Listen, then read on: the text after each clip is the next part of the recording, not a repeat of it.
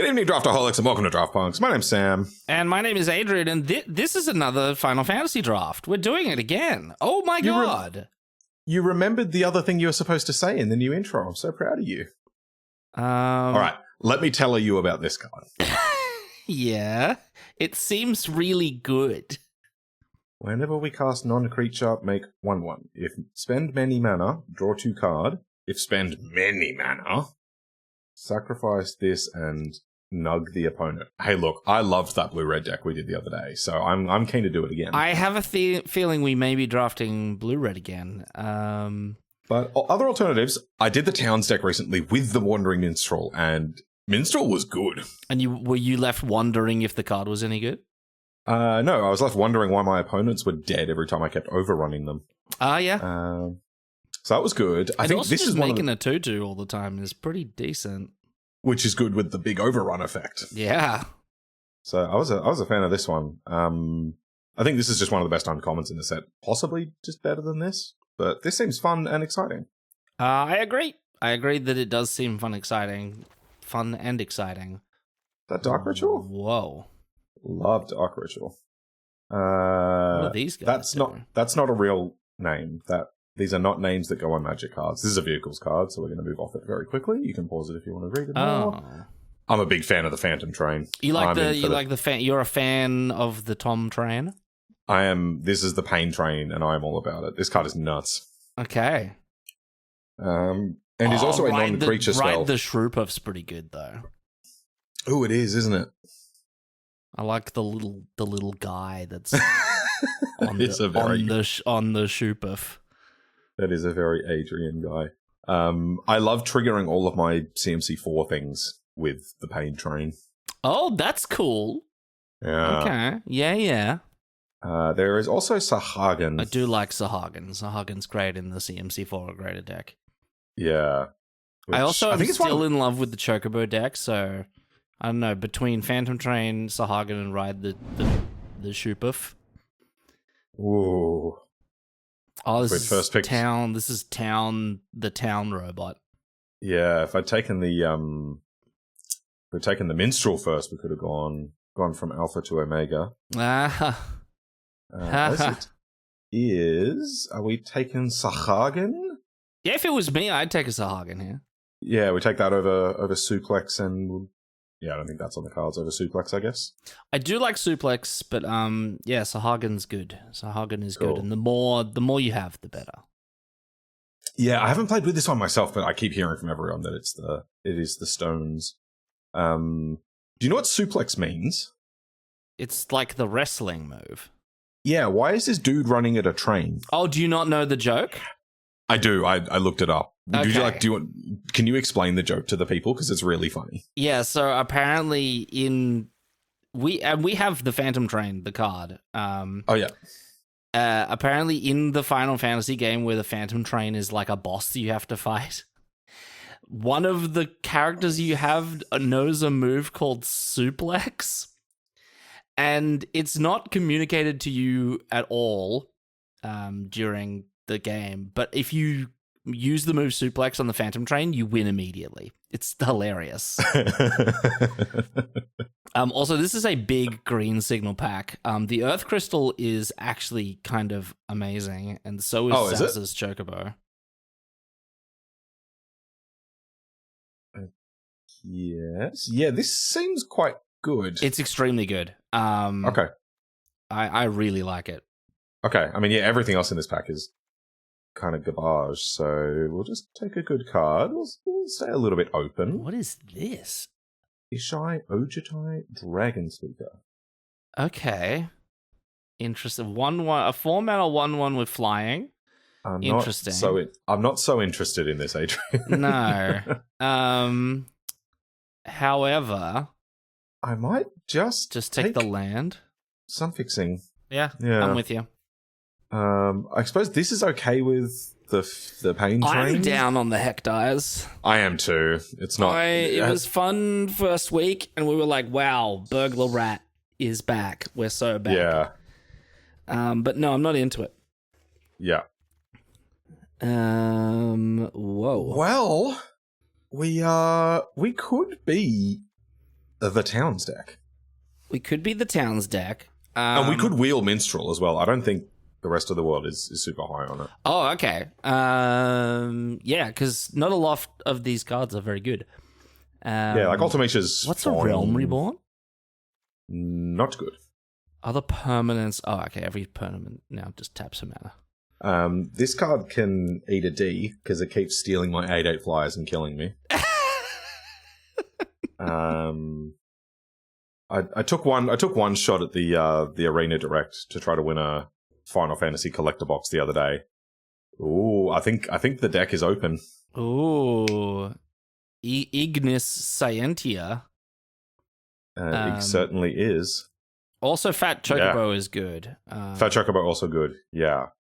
But okay, I think I'm down to kind of move in on Towns. We going to Towns. town this video. I think we are going to go to town a little bit, and we could very easily splash this.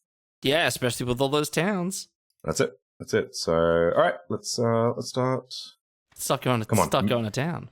Minstrel in the next pack. Okay, that's a great pickup. That's a great land. Good. This is not that good, right? Every time I see it, I'm like, it's a relentless ATM. It is a relentless ATM. Which is kind of a horrifying thought. This is what happens when you run out of money. The ATM turns into a 6/5 with triple menace. And Let's go. Okay. Let's go. All right, we are in. Are we going to wheel the 8/8?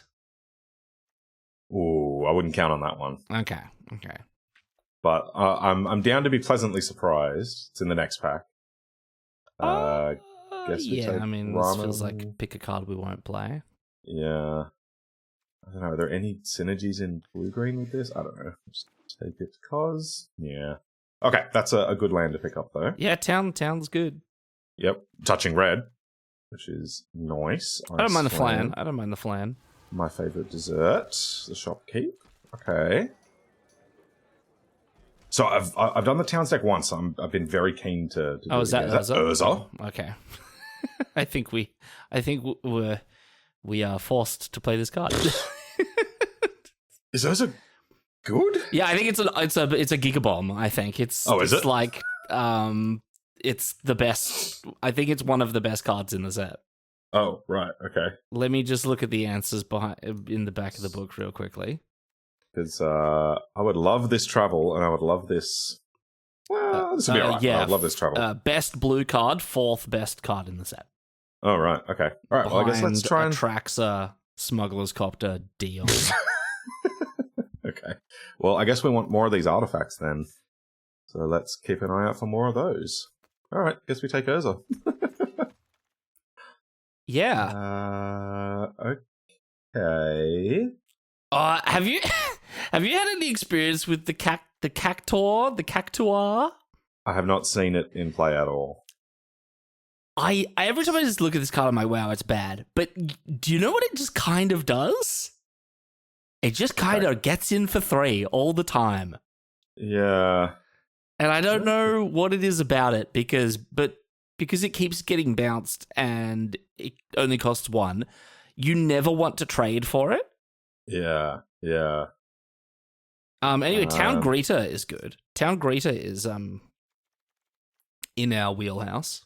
Yeah. Do we take that over something like Vane's Treachery or the Stuck in a Sanctum? I don't know how black we are at the moment. Yeah, maybe I'll just take the Sanctum because we don't have much removal. Okay, I have found these decks are like, cause we're a control deck, right? We're like a ramp control deck, so we do need interaction. Ooh, is that push fatal? It is push fatal. I love realm sketching though. Realm sketching is so useful. Oh no, I'm not taking this. You don't like it? I love it. Nah. What about big green fat boy? I mean, that's a finisher. What is a finisher? It could be this. There's also Sephiroth's Intervention if we want to just spread out across the colors. Because this card is just it is really also, good. I think, the best removal card in the set. Yeah. I don't know. My gut feeling is that we're really super not black at all, and I know how much you love splashing for removal, Sam. Okay, well, there's some removal. Not bad in our wheelhouse. Yeah, there's been a few of these that we could possibly get on the wheel, which is nice. How are we doing on creatures? These decks can be a little creature-like. That's all right, actually. And remember, like, a bunch of the cards we'll pick up are possibly creatures that are also instants and sorceries. Like, yeah, I think Geisal Greens probably goes in this deck pretty well, so we should probably look out for those. Yeah, potentially retrieve the Esper. Potentially retrieve the Esper, yeah. Goes nicely with Tellah. Wyvern, nice. Nice, cool. Wyvern, good. Also not... I'm not against side quest card collection. I think this card is actually pretty good. I've come up on this. I know I talked this down last week, but I've played with it since, and it's really good. Do we take it over Wyvern because it triggers Tellah really nicely? And it does flip into an artifact for Urza. Wow, that's compelling. Yeah, okay. Okay, that's you've made a few very good points there. I'll take the Pixie 100%. Hell yeah. Love the Pixie. We have to be a little bit careful, and I can't believe I'm saying this, but I have fallen into the trap of having too much card draw in these decks.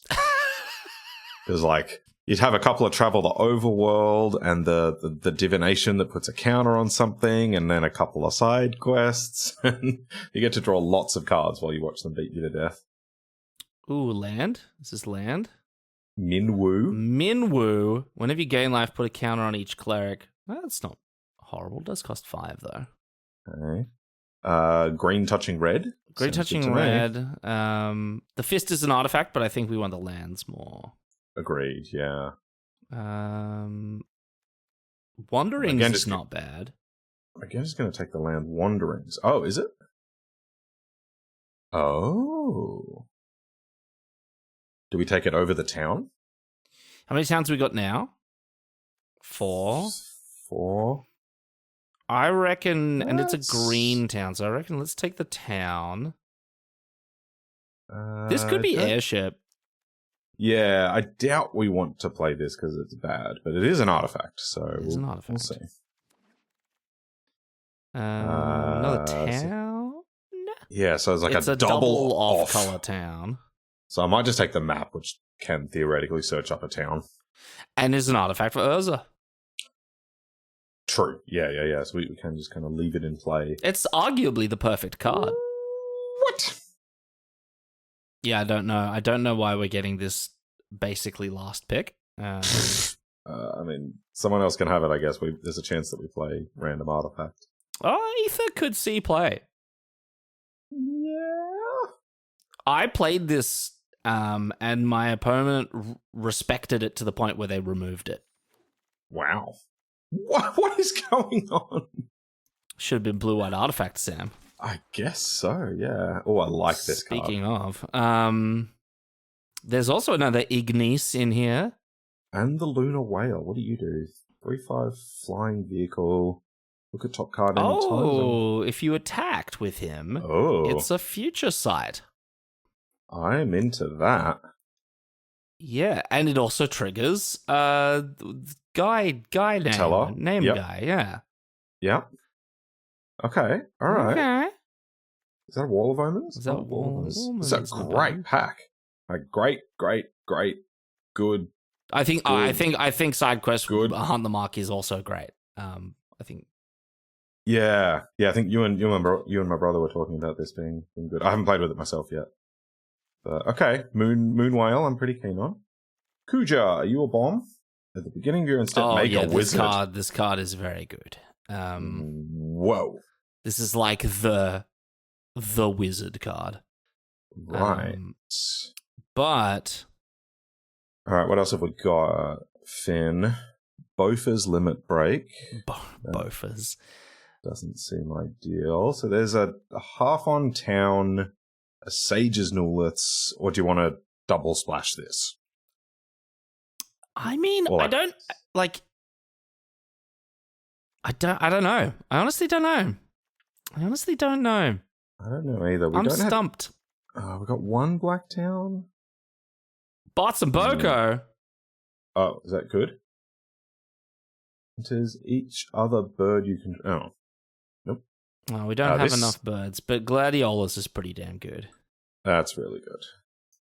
Happy with that one. Would love a counterspell as well. This counterspell also not bad, yes. Judy Garland is fine. I can see Barts and Boko being good. I just don't think we make enough birds for the affinity for birds to matter. Yeah, this doesn't do anything. This is a 5-mana 4/3. It's a Ravenous Chupacabra. Each other bird you control. Oh, each other bird. Okay, well that's worse. There's a 5-mana 4/3. Hey, well there's some birds. Yeah, there's the Geisel Greens.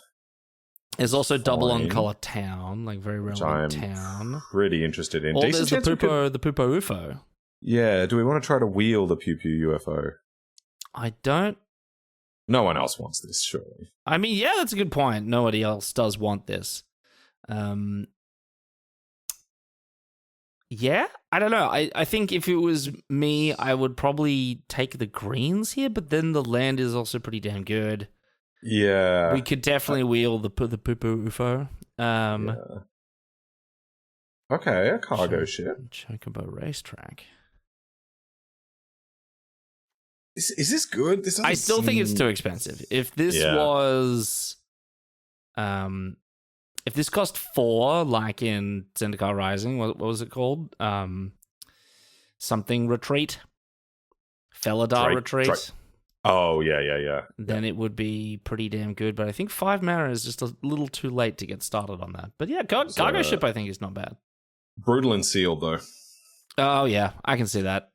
When I was playing a blue-black control deck that couldn't remove it. Vanilla. What do we got? That's not vanilla. Mill 2, return a permanent from graveyard to hand. And then if you have... You have both of them, you can meld them. And we don't have both. Oh, okay. I mean, the main effect is okay. Or do we just want another ramen?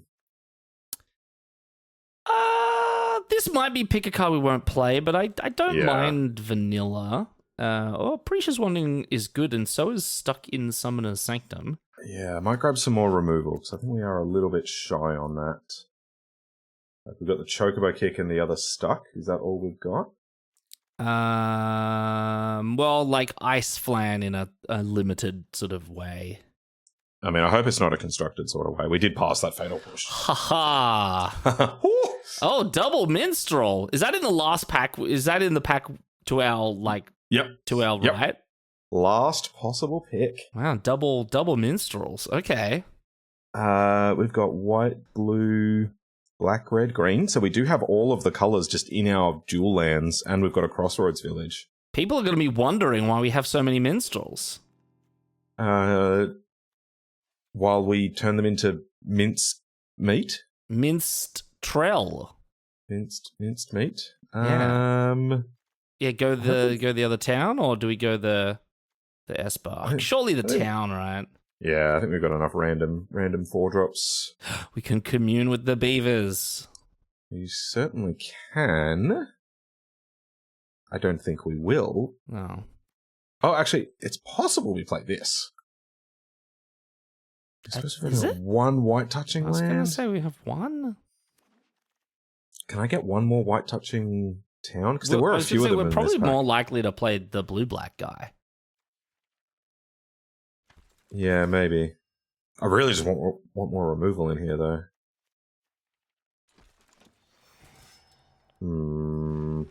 White land? Okay. Because, I mean, like, we do only have one white land. But we've got Ignis and World Map and other ways to search up. True. That's a good point. Oh wow, 41 card special. Print it. Don't even look at it. Send it to the matches. That's what I say. I'm definitely gonna do this, and then for green I've got 3, 4, 5, 6, 7, and for blue I've got 3, 4, 5, 6, 7, 8. Okay, I'll just toss another green in. I can see it. What are we leaving on the cutting room floor at the moment? I'm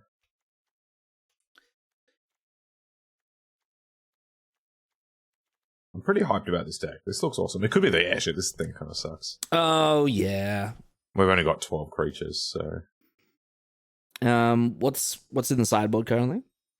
Artifact count. We've got 5. I guess we're not leaving any. If you were really paranoid, you could bring in Magic Dam. But this has done some work for me, especially when you have like a Shantotto. Like protecting the Shantotto is. Yeah, I mean, like protecting Tellah or Urza or the Lunar Whale could have some merit. So I could see this. Okay, well, I guess what would and like run that as the 41 card special. We could. I like that. Are you happy with Ether? What are we copying with Ether? Copy Fate is nice. Can't copy. Oh, we'll copy Travel. Draw 8. It can help us. Does it copy everything or just instants and sorceries? Just instants and sorceries. Okay, because I was going to say maybe it could copy Stuck in the Summoner Circle, but yeah, we actually don't have very many instants and sorceries. 3 no, we total. have a minimal quantity actually. Okay. All right, let's get that out of here and bring in Damper and run that, and then run that. Okay. So things that trigger Tellah will be Travel, Fate, Side Quest, Lunar Whale, and that's it. And that's it. Okay, all right. Would have liked a few more than that, but we'll survive, I think. That being said, we're just going to cast other non-creature spells and spit out 1/1s. Like, we'll get our free divinations. That's true. Every so often. Yeah, that's true. All right, I'm gonna grab a screenshot of this. Last thing on my clipboard is the blue-black deck I just drafted. Oh, are you wondering why there were no minstrels in that one? I was wondering that actually. I'm excited. We're gonna answer a lot of the questions. A lot of the wondering is going to be solved for a lot of people. People will be left to wonder no longer. Oh yeah, Sounds good. Sahagin on turn 2, and then just curve out. Seems good. Guadosalem. Whoa, Guadasalem. Guadasalem. The Far Plane Gateway.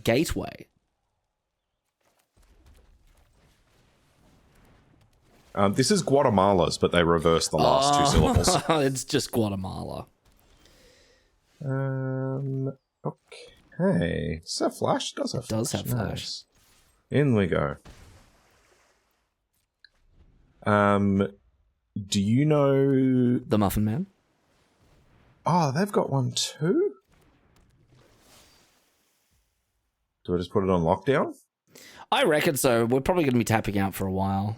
Yeah.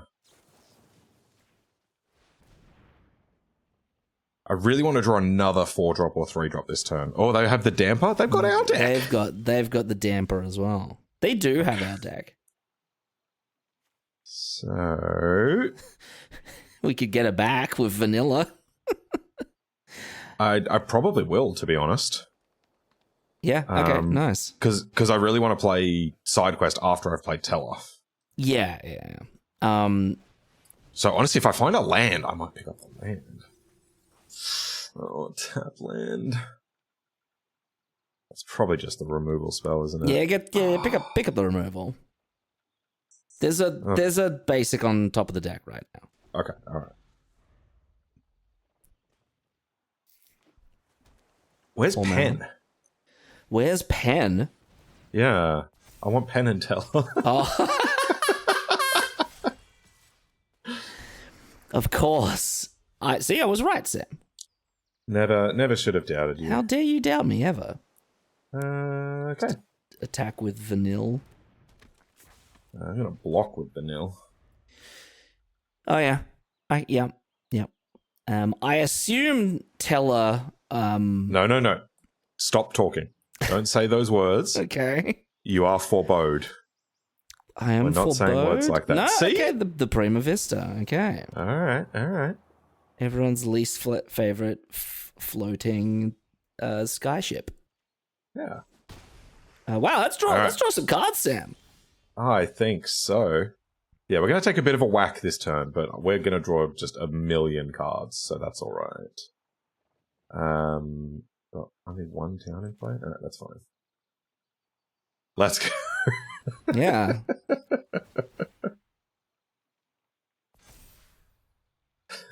Two cards. This is so sick. 3 cards.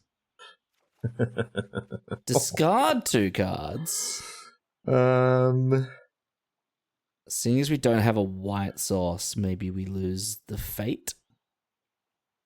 Or do we hold on to the fate for a rainy day? Yeah, I think I'm going to hold on to the fate. I think I'll ditch this and this. 2 towns? Do you want to go down on towns? I suppose I'll have 6 mana next turn where I can cast the Flan, if I so desire. So maybe I just discard the basic. Yeah, okay.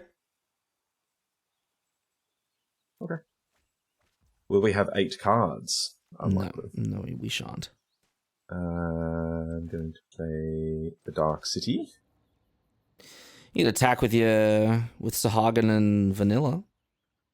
I think I still want to block with Vanilla. Okay, yeah, I mean, fair. Cool. I was thinking maybe you just jump with your 1/1. Because we will get more 1/1s. That's true, yeah. If that's the 1/1s Tellah, will the continue. 1/1's pen, because he's shorter. Oh. Well, no. No, Tellah is the short one, of course. Tellah's How the could I short forget? one, yeah. And apparently the genius of the duo. Tellah? Yeah. I did not know that. Yeah. Like Pen is the very loud, public-facing, noisy one. That's all right. We got our value off that. But yeah, apparently Tellah is the real deal. Yeah, right. Okay. Now I'm learning things. No liths. No liths, he says. Okay, they didn't trigger the Sahagin. Yeah, they didn't trigger anything. Nice. Oh, just getting in there. So we block and we block. Stake 5. Oh. We like that, even though we have no other artifacts. I feel like this is probably just a Flan, lock down the Prima Vista. Flan lock down the Prima Vista. Probably attack the 2, play the land, and then next turn we can probably travel plus stuck. Or cast Urza if we so desire. Oh, yeah. Yeah, okay. Yeah. Do we attack with Sahagin? I think yes, so. apparently. Play this boy. Oh, can this type of artifacts? Yes, it can. I love it when they think these things through. I mean, there's a line here where they just strap their Sahagin with the equipment and attack. Get in for 6. True. But if they do that, we then just lock it down. Yeah. So the Whoa. Regalia. That's just a car. That is car. a real human meat car. What? A real human meat cards car. from the top of your library until you reveal a land. Put it onto the battlefield tapped and the rest on the bottom. Why did this get turned into a... right. It's, yeah, you know why. Whoa. I'm scared. I didn't even read this. Nice. Okay, so all that stuff is on the bottom, which I'm very happy to hear about. Trade cool. with the car. Trade with the car. Tank 4.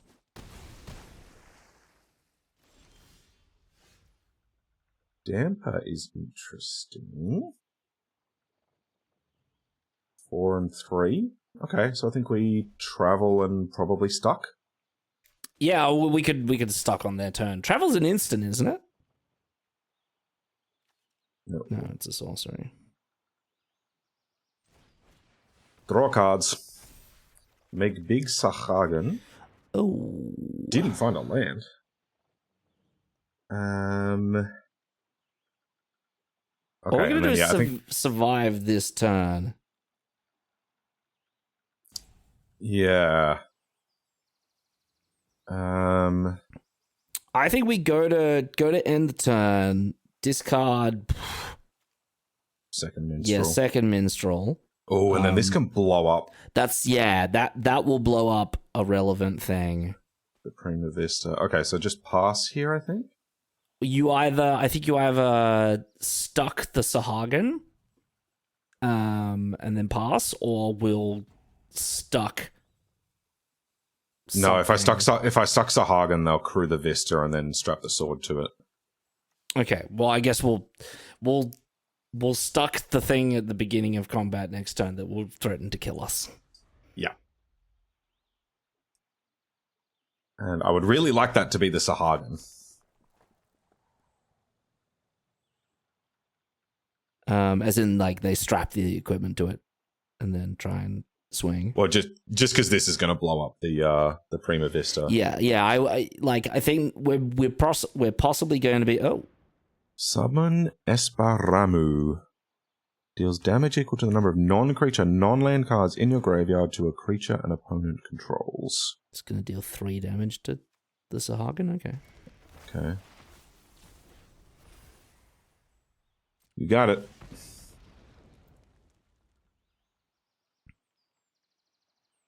Now they can't equip the sword. Yeah. But we are technically dead. Are we? Yeah, because they just they crew the Prima Vista and then attack with everything.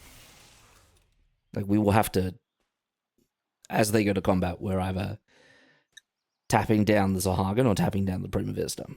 Yeah, and I'm inclined to tap down the Sahagin. Go away. They attack with both. We trade off our Sahagin for their Duda McFace. Take 5, go to 1, proceed from there. That's the game. And the nice thing about being at 1 is this sword doesn't matter anymore. I guess. What are the other steps of their summon do? That's worth reading. Oh, okay. Wizards you control get a little bit bigger. Worth noting that the Nuliths can untap the Sahagin. Untap target attacking creature? Oh, is it? Nice. Okay, cool. That would really have sucked. Does the extra creature there mean we die? I think it does. Does this have reach? No. I think we are dead.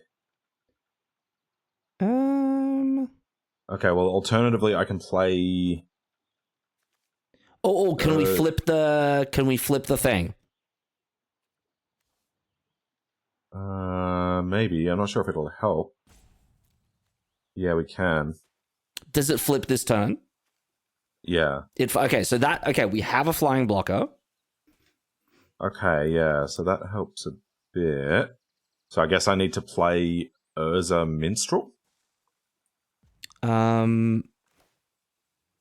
Yeah, and that also holds up Magic Damper for what it's worth. Yeah. Minstrel. Gongaga. Untapped. Urza. Okay. Make dude. Don't think I play the cargo ship. Doesn't do anything. It grows your construct. True. And the construct will grow when we flip our thing as well. True. Yeah, is that better than holding up Damper? Probably. Oh, we already Damper is always held up because of Urza's ability. Oh, because of Urza. Sick. That's awesome, actually. Alright, go. Ooh, and they're top decking. They're top decking. They are. Okay. We have a magic carpet. We have 2 flying blockers for what it's worth. Yes, we do. Okay, I'm nervous. Yeah, this is tense. And this goes away next turn. This goes away. Really nice. So, if they attack with everything, then the Minstrel crews the magic. Wow, Shantato is good. Highly necessary. I mean, they don't have anything to trigger it yet, but... Yeah. What a top deck. I mean, I think what a top deck would be in the realms of a top deck that wins them the game immediately. We're still in this. Yeah, okay, alright. So this isn't crewing anything. That is nice. not crewing anything.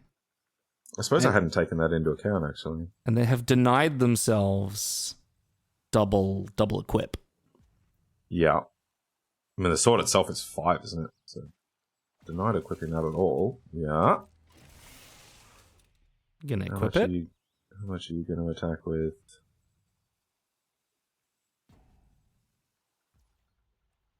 It's gonna attack in the air, or just attack with the 2 creatures. Crew the card. Yeah, so what do I block what with? I think trade off the construct for this thing. Yeah, I don't. I mean, you could just chump with Minstrel. Chump with Minstrel. But is Minstrel active yet? Are we getting 2/2s out of Minstrel? I don't think so. No, 1, we need to lift 2, another 3, 4. I need one more. Man, that'll be really good, though. Yeah, I'm happy to just chuck this in front.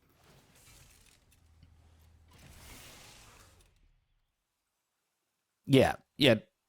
Trade there and then trade there with As much as I hate trading for a thing that's going to die next turn anyway. Yeah, I know, but we don't have the luxury. Yeah. Like, I could have tossed the cargo ship in front of it instead, but I might need a flying blocker at some point. Yes, I agree. No lifts? Yeah. Okay. That's 5 towns. And it gets a white one to hold up Fate of the Sun Cyst. Okay. If we find a white one. Yeah, or do I just play the... Big idiot. The big duder. This is hard.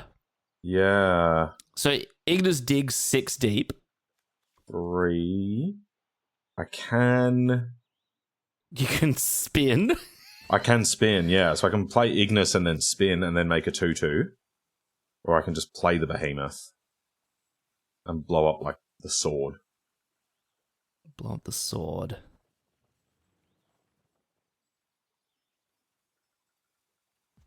God, this is tough. I kind of like the Ignis line, actually. Yeah, I'm coming around to it. I think it's a little risky, but, you know, for the content... White land? Sam, there's a white one. Look, here's all the towns. And it'll enter untapped, and then we will get to remove something.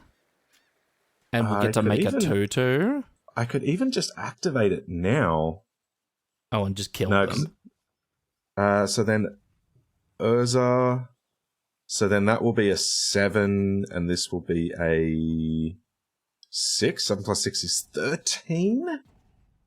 Oh, no, I don't have 8 mana. Sorry, I've got the Wooburg. I don't have the 8 mana. Oh, okay. Well, yeah, just kill Chantotto, I reckon. I can actually play Behemoth. Do you want to run the risk of them lifting a 4-drop?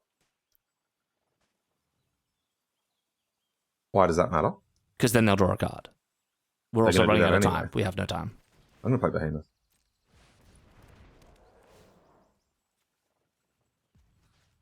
Pop that. Go to combat. Make my dude. And pass. Okay. I possibly could have gotten an attack in with the cargo ship, but whatever. We might just be able to kill them next turn. By just activating the Minstrel. Yeah, because if I make my guy in combat, crew the ship, they look extraordinarily dead, actually. Does the guy get to attack? Does he give it haste? No, but I can crew the ship with it. Oh, okay, sure. So, I think I'm going to just do that. Because I've got 5 towns, which means if they go... Now, this has got trample. It does. So, like, I think they're dead. Okay, let's go for it then. Cool. Alright, let's go to combat. Make dude.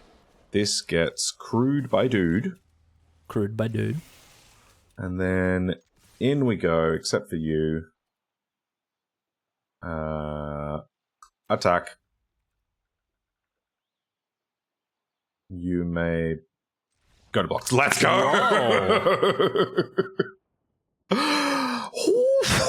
The Minstrel.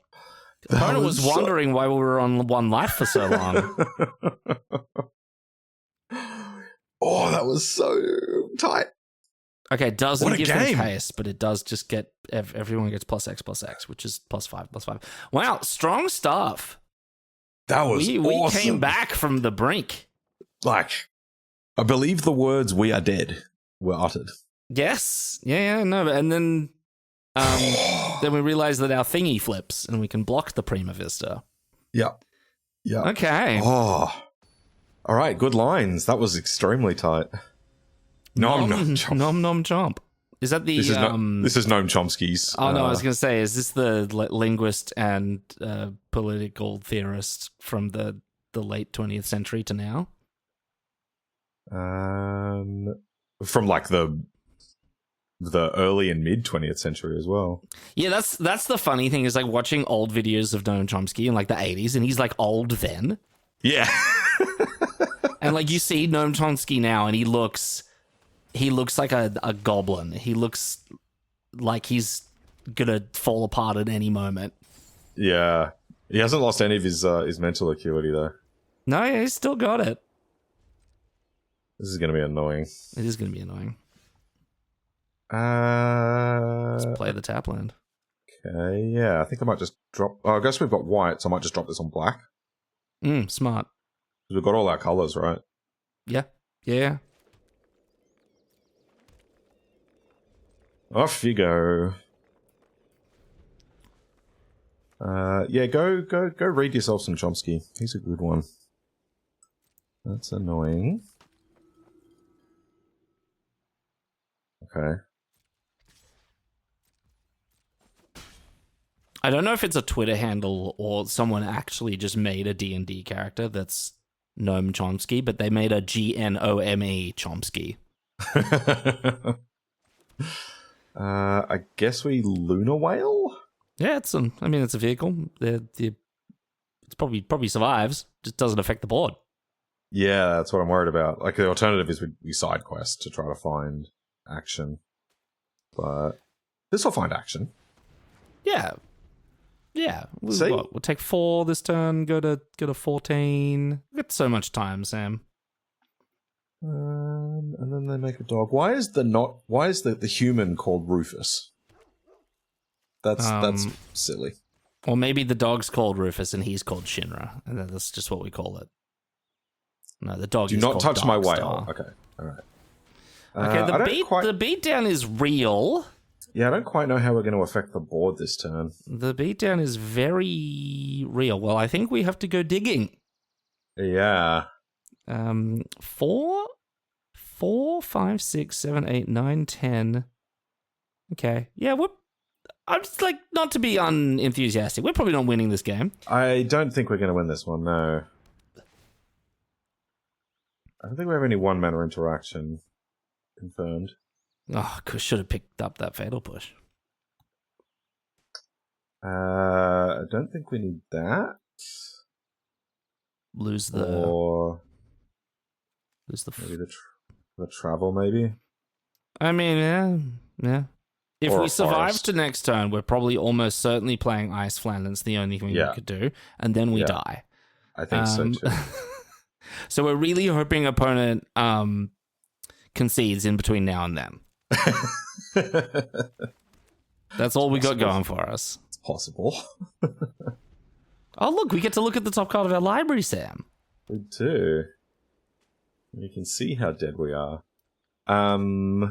Play a creature, crew the equipment, crew the vehicle. Oh, no playing creatures. So You got the overrun? No. The inspired charge with flashback in this set, very good. Heck dies. Oh, little do they know, they're accelerating the rate at which our magic carpet flips. That's true. And we're dead. So I could either flan down something, or I could go Pixie Sahagin, which crews the vehicle. Do we have vehicles? Do we have 8 cards in the bin yet? We have 3. We do. We have 3. That's a while away. How's that? And then I can go block. No, I can go block block and take And a bunch die. of damage. Yeah, cool. All right, we're dead. Let's play this just to show them still had all these. And tap down your head, guys. Ice doesn't sound like a good flavor for a flan to be. Ice is not really good flavor for anything. No, some would say it's the absence of flavor. Yeah. I made a creme caramel, which is a kind of flan. Or is it like a Is an ice flan similar to a like a slushy? Oh, okay. Like we could take it to, the next logical extent and say ice cream could be an ice flan. Oh yeah, I can see that. Touch also, awkward. Also pretty slow, but hey, we knew what we signed up for. That's removal. We love that. All right, Nico the Untouchable. No liths. No liths. Absolutely none. Oh. Well. Wado. Well, opponents on the blue-red stuff. Combat tutorial. Okay, they're getting in there.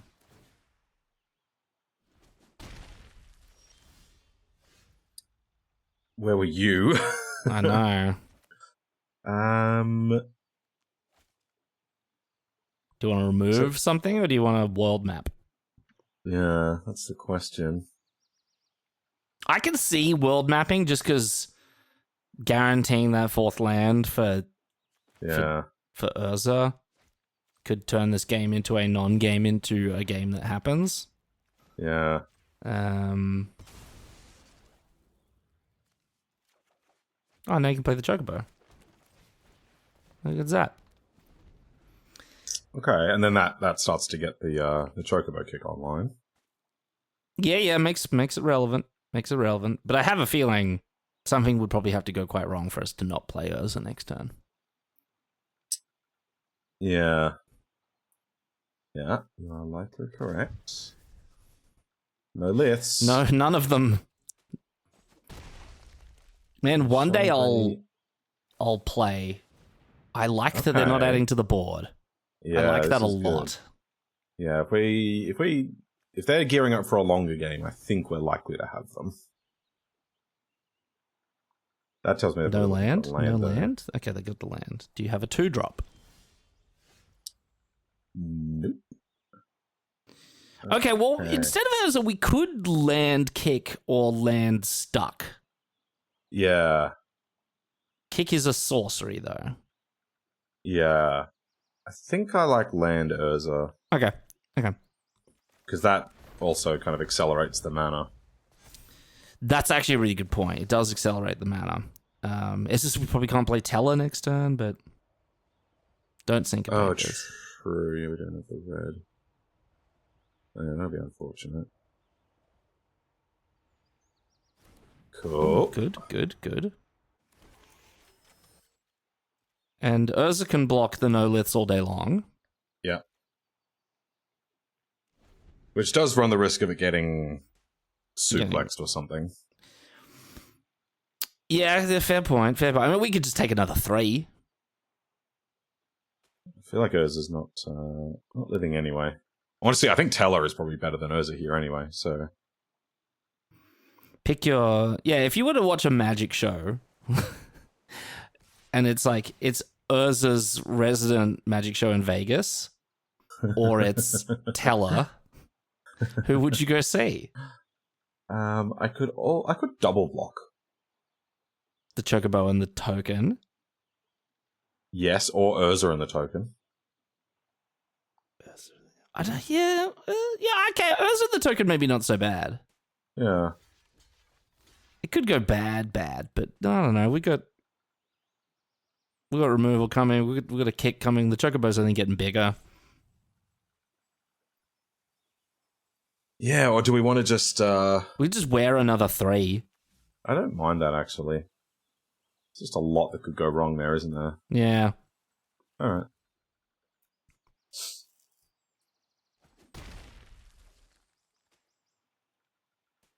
And then just flat Flashback your Dreams of Laguna or something.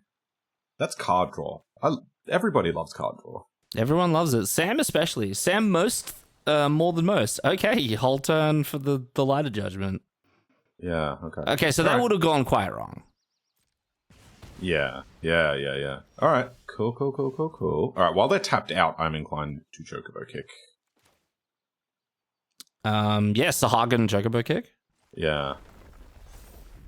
Oh. And we could attack. Wow. Sahagin. Do I want to pick up a land for another landfall trigger next turn? Yeah, you could pick up a basic. So that Yeah. we could get our landfall trigger and play Tellah. Yeah. Yeah, Probably not okay. horrible. I'm into that. Kick a target Chocobo. And this thing.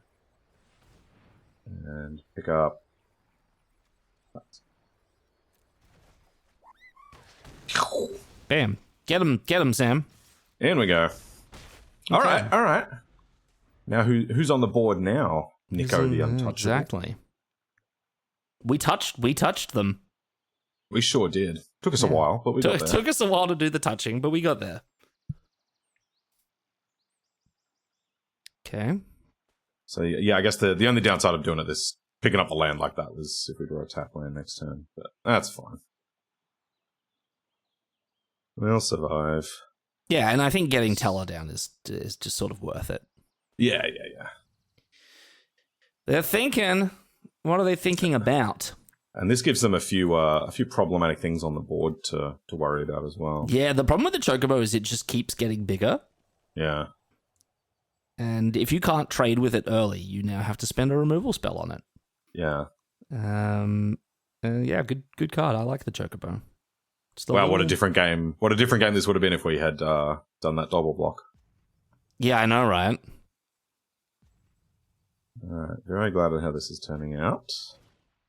Edgar. Oh, King of Figaro. Draw one card. Nice. Okay, the first time you would flip coins. Okay, well, that's probably not going to do much. to draw a tap land. Okay, so I guess we're not attacking this turn. We'll just play Tellah.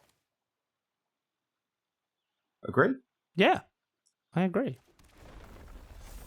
If you were really keen, you could tap land, stuck, then get in. But I don't think we're that keen. I think it's like just play Tellah, see how keen they are on removing it this turn. If they have the capability to remove it, there's a basic on top of the deck. We'll draw the basic and then we'll cast Travel and we'll draw 6 cards and it'll be great.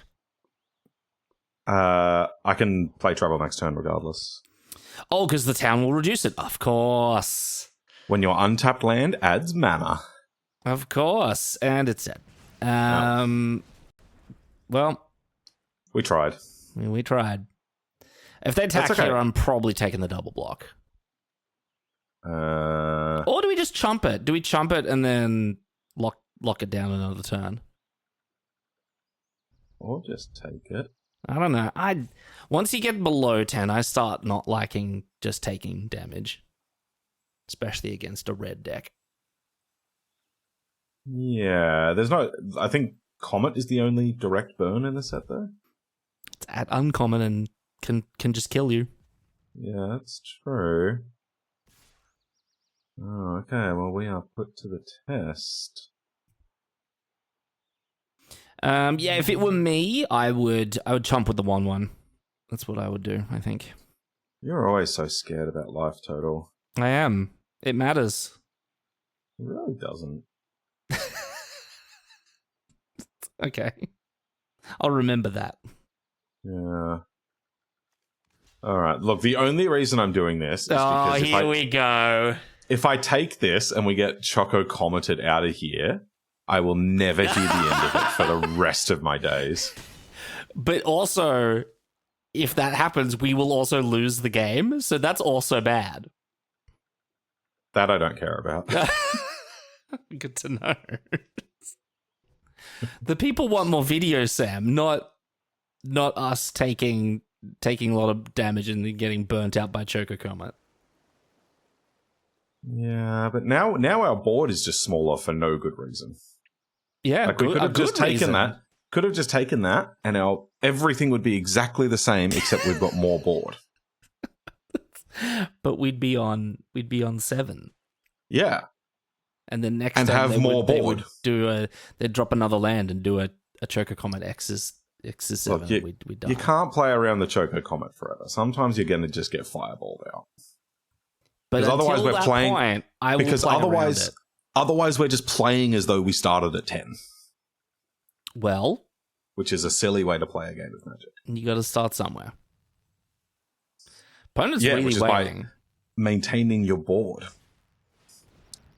Call the Mountain Chocobo. Calling the Mountain Chocobo. Ooh, why hello. would you call... Why, that's nice, yeah. Moshi Moshi, Mountain Chocobo des. Okay, make bigger Duda McFace. Bigger birdie. Draw lots of cards. I think so. Ah. And we'll whack them for 6. We've upgraded our board quite nicely here. We really have, yeah. Okay. So that's Behemoth next turn. Yeah, it is. I'm on team no attacks, but no attacks. But you do you. As in, is this just fear of Choco Comet? No, I just wanna. I want to trade off their board until we have a better position than them. Okay, so if I guess once we drop the Behemoth, that starts to look a lot better, doesn't it? Yeah. All right. I think this is cowardice. You think this is cowardice? Wow. I thought you said life total doesn't matter, Sam. Why would we bother attacking them? I would have attacked them. But the only thing attacking them does is it removes a blocker for us and lowers their life total. And you said that doesn't matter. Because I'm going to kill them next turn. Whoa, next turn? Yeah. You reckon? Wow, okay, well, you didn't explain that to me. Explain how that works. Because I attack them for 6 down to 11. And then next turn, if I can trigger both, that'll be 8. Just short? Might be just short. That's why I would have attacked with something. Okay. But you're right. Like, if we can just drag this game out, like, these boys are going to just stabilize things pretty nicely. So, you say some okay words sometimes, funny man. Okay. That's good to know.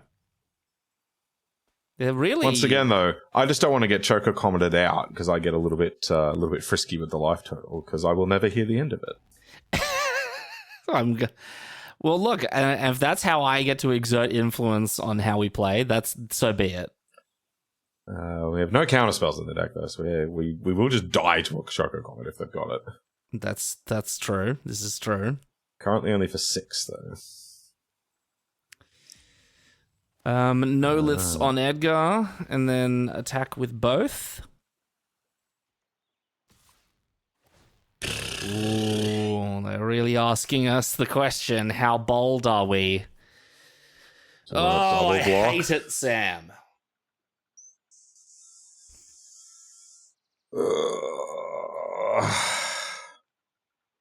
I could just throw this Hagen in front. Just chump it. Yeah. I hate chumping it with the Sahagin, because the Sahagin eventually gets bigger and does a better blocking. And Sahagin could very well be our ticket to winning the game because it becomes unblockable when you cast big things. So do I just take it then? Oh. Or do we just become degenerate gamblers and go, what are the chances of them having something that blows out the double block? Or is the double block too risky? It would need to be a second one of these. Which is eminently possible. That is a common. Again, maybe we just need to grow a pair and double block it. Or take 5. Or grow a pair and take 5. Ooh, I think between double blocking and taking 5, I'm on team take 5 now. Whoa, okay. Because if we double block and they have good removal spell, we lose our entire board. Yeah. And then our abilities to rebuild next turn are nil. We've got Behemoth. But alright.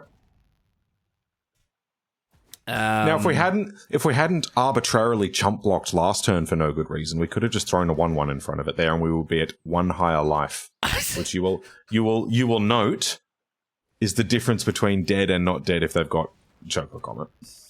So true, Sam. Well, that's nice to blow up, isn't it? That's really nice to blow up. Okay, so Chocobo gets bigger, which is critical. Yeah. Is critical, and then we make a big dude and kill their guy. We're really riding the lightning this game, this video. This whole video. We are. Okay, we like a 7/7 trampling ravenous chupacabra. Yeah. I don't think we attack here. No, I'm with you. I think there's a world where you attack with the chocobo and just accept that you're going to trade it for Edgar. But I think it's better to have it on blocks if they can remove the behemoth. Show us no attacks, opponent. No, they can attack if they want. Don't show us a Choker Comet. God damn it! Ah, Sam!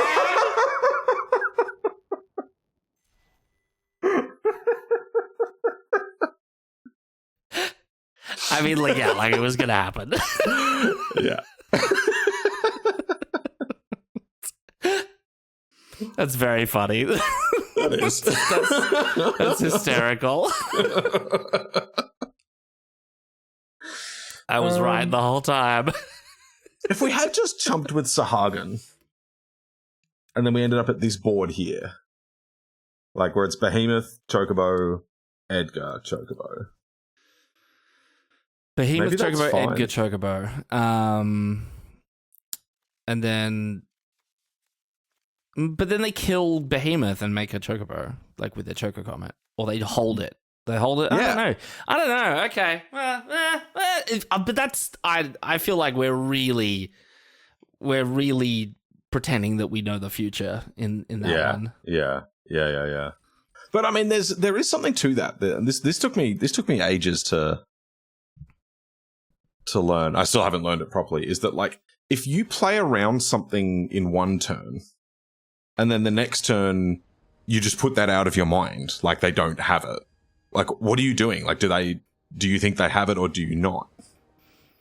It's quantum physics. They have it and they don't. The card is in a they have it, they don't have it superposition.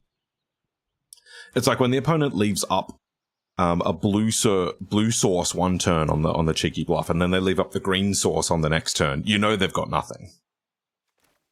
Or is it next level bluffs? You and your bluffs. Bluffs are how you win games, my friend. No, bluffs are largely irrelevant.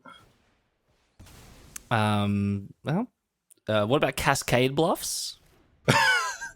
Largely irrelevant. Hasn't seen play for decades. Cascade bluffs is largely irrelevant? I will have you find that cascade bluffs will see play in pretty much every single blue-red commander deck. Like I said, irrelevant. That's rude. That's rude of you to say that. Get them, attack them. Okay. Well, after I play this tap land untapped. Tap land untapped is strong, and same Crosswords Village also does that. Oh. Yes, it does. Swamp Cycle. Cigarettes. All right, they've got colors over there. I'm really excited for Universes Beyond British Tobacco. We went through this last week. How low can we go? Yeah. Chocobo. Cool. I'm going to travel next turn. That sounds pretty great. Oh, for 4 mana. Wow. Play it untap down. Do I want to play...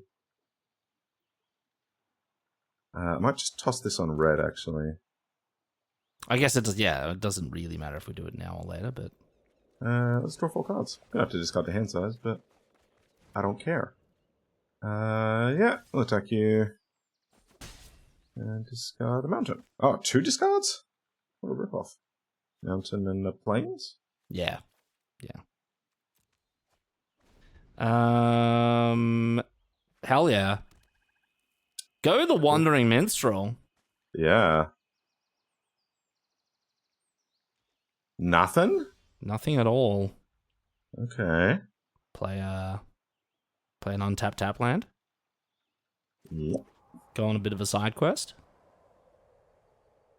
Or hold up the stuck. Yeah. Will side quest flip? No, it won't. No. This feels like a counter spell.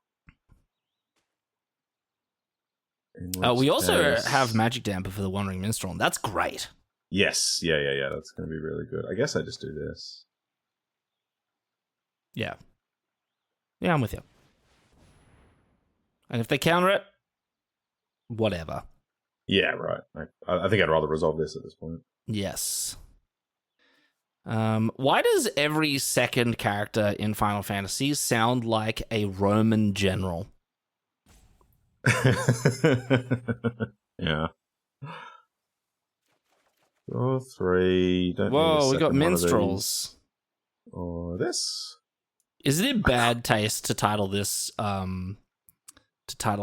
episode "The Minstrel Show"? Do I keep the second minstrel just in case they can't deal with this one? We have a shore up. I know, yeah. So like, do we? I mean, you could throw 2 basics, and I don't think it changes our game. Yeah, because the minstrel's going to be really good this game. Yeah, if they throw 2 removal spells at it, and then yeah, I'm actually not going to attack here because this won't protect from a combat trick. It'll protect from a combat trick that will give it at least 3 power. Wow. Yeah, they're not doing much over there.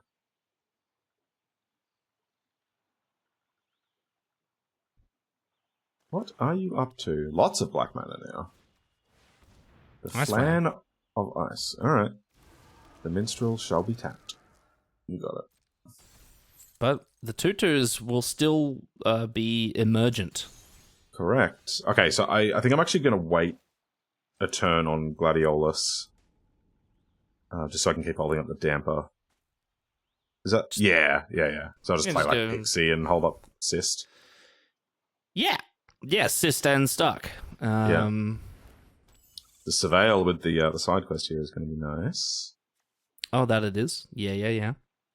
Over to you. Make a guy. Here we go. Oh, we are on. Here we go. Why do you have to be legendary? What? I hate this game entry. Well, we can exile it. It's fine. This thing can go away. It's not the problem with the Traxler. I know, yeah, they'll draw 50 cards, but whatever. I love how you whinge about life total and then draw 50 cards is whatever. But we're also drawing 50 cards. Like, we can keep up with Atraxa. Potentially, yeah. So there's a Syncopate in there. Malbro, Prima Donna, Sleep Magic, Lock Hole. So it's probably like Esprit stuff. Syncopate, Sleep Magic, Prima Vista, Lock Hole, I imagine is what it'll be. And a land. Is this the literal best card in the set? I think so, actually. Yes. Yep, that's number 1. Yeah, okay. Well, watch us beat it. Go it. My turn. Yeah, go on. Discard all your cards. Oh, can I draw a blue source here? I would love to draw a blue source. No, wait. Doesn't matter. Hell yes. You also just drew the blue source. A whole bunch of lands. Love it. Okay, cool. So that means I get to go. Chad. Oh yeah, and then you make all the dudes big. Nice. This is good. Yeah. Go get your blue source, I guess. Do I have all the colors? White, blue, black, red, green? Yeah, you got it all. Okay, so we go get Guatemala, untapped, trigger on... Gives it trample, so probably one of your ground dudes. Yeah. Yeah, I reckon point both of the triggers at the ground guys, because you get to play your land for turn now. Yeah. And then that trigger will go at the Minstrel. Yeah. And then you smack them. Hot. Make a guy. Okay. Trigger big kick seems relevant. Keep that one. And they get to take a hot smack. It's a pretty hot smack. And we've got the magic damper. We're going to beat Atraxa, Sam. I think we're going to beat Atraxa. Unless they just like land second Atraxa now. So, why do you say such hurtful things? I'm doing it for the content equity, Sam. So they can sleep magic Russell Crowe here. None of the rest of this really matters. No, I'm with you. I think they're kind of in a bit of damage control. I think they're going to have to either clean remove Gladiolus, because Gladiolus being tapped down almost doesn't matter. Or just sleep magic remove the abilities. I don't think so. No. No. When it's dealt damage, sacrifice. Unfortunately, Chocobo Kick is not a fight. Yeah, it's just a punch. That'd be quite funny. We're also just threatening the overrun next turn. Oh, nice. I didn't even think of that.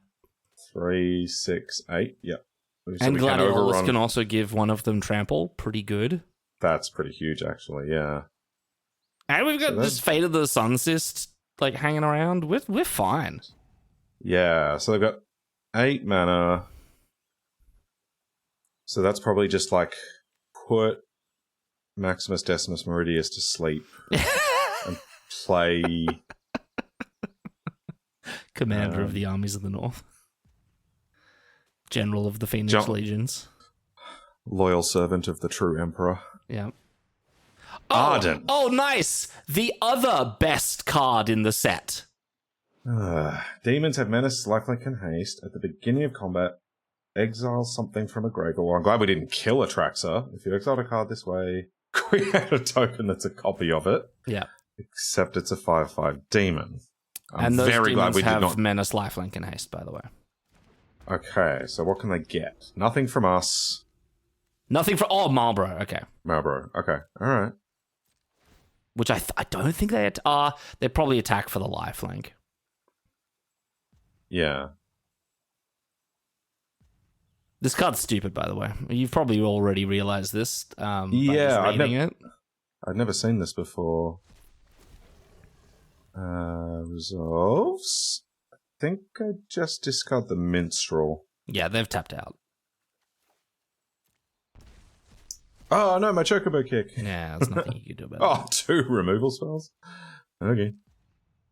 So this puts them up to 12. Oh, they lost. They just lost the game, and they don't know it. I think they did too. Wait, what? Why would you have attacked? Because it's got lifelink. But it can block with lifelink. Yeah, but they don't know we have a removal spell. Right, so... Well, I can't removal plus Minstrel. Sure, that's a fair point. So, okay. Well, I guess everything except the Minstrel itself can get +6/+6. That's enormous. And it's actually them just dead in the air. You don't even need to attack with anything else than the Pixie. 6, 8. Yeah, you're right, because they have no other flying or reach, right? No. Oh, okay, well, that makes things easy. Pump the Pixie, especially with that. Okay, nice. In with Pixie. I'll surveil 1. Sure. Would you like to block? No, you wouldn't? Okay. I'm going to kill you. Hell yeah. Beat Atraxa and Arden. Their deck was stupid.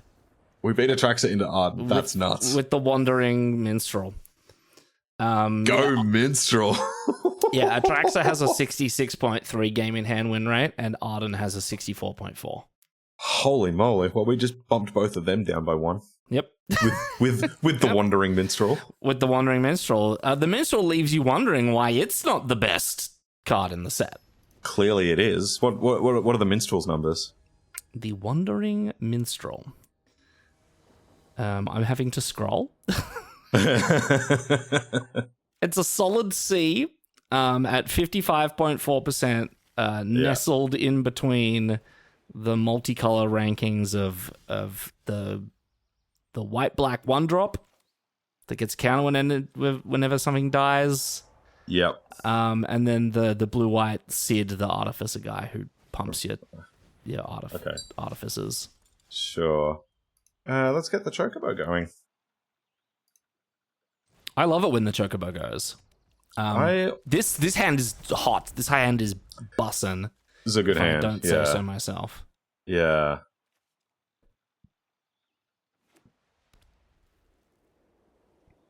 Like, Ignis next turn is going to absolutely go off. Yep. Okay, this card is very strong and annoying. Alright. We can deal with her before she flips, though. Yeah, you want it to not flip. That's a big deal with this card. That's your sage advice. Yeah. We could have Chocobo. No, we couldn't. We didn't have the green. Disregard me. That's good to see. That's good to see. Good to Sid? Good to Sid. Okay. That's not bad. Okay, so I can go Chocobo Kick, Hold Up, Ramen, and Damper.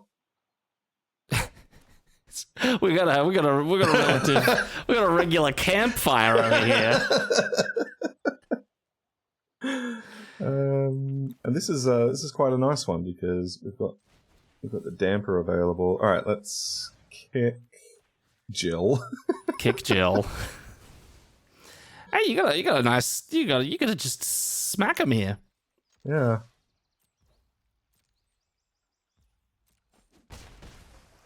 Dwarf and Jill went up the hill to fetch a pail of water. Primal Garuda. Oh man! Oh, the Damper. Get out the Damper, Sam. Hold out. Pull out the Damper.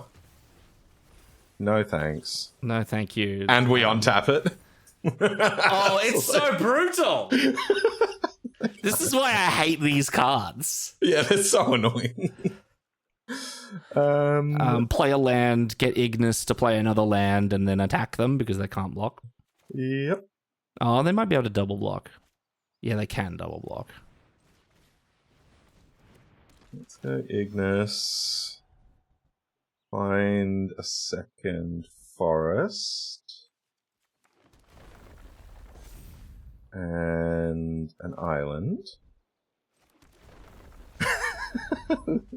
The bird is going nuts. And do we... 5. I think I'll just wait a turn on this. Yeah, I was going to say, do you want to give him the double block or do we just wait here? Yeah. I don't know, maybe we should have taken the double block. This just dies next turn, though. Yeah, I know. It dies next turn, and like they get in one good attack when they give another thing flying, but also it's one turn. Yeah. And they're not playing red, so we don't have to worry about Choco Comet this time. Go on, play a mountain, so we need to just be a second mountain Choco Comet. Tightest, okay. Tightest is not bad. A little Tightest, annoying to play son of against. Tiberius. Some instant ramen. I love that it has flash. That's just... It is pretty good, isn't peak. it? Yeah. Oh, good. Stuck. Okay. Yeah, land attack. Yeah. And I reckon even just attack with everything. Or do we want to just start making food tokens with Ignis? I think that's probably a little bit better. Oh, does he make food? Yeah, exile anything from a graveyard, and if it's a creature, we make a food. Okay, nice.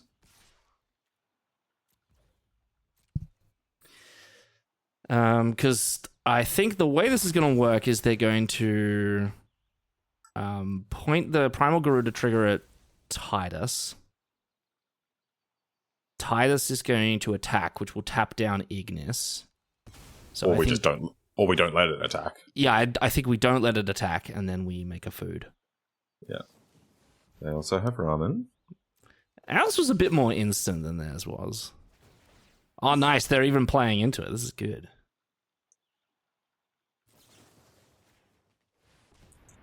Just going to do it now so they don't also draw damper. Damper's been good. Yeah, shore up. Oh, they got damper. Okay. Fair enough. You may go to attackers. Oh. Oh, they've been given pause, Sam. Okay. We can take 7. While I exile your Jill.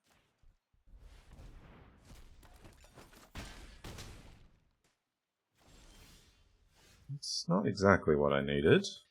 I think even just making food for a while is kind of like not a bad idea. Yeah. I would have loved Urza with all these food tokens. Oh, I mean, who wouldn't? Bigger Chocobo. 6, 7, 8, 9. Wow. I mean, I guess I just blap him with everything, right? it puts us off another food. But no, we only have money to eat 2 foods this turn. Oh yeah, but I guess if I blap him with Chocobo and Sahagin, then make another food, eat those 2 food. Gain 6. We're at 11. This will be like 4 or 5, 6, 7. That seems totally fine.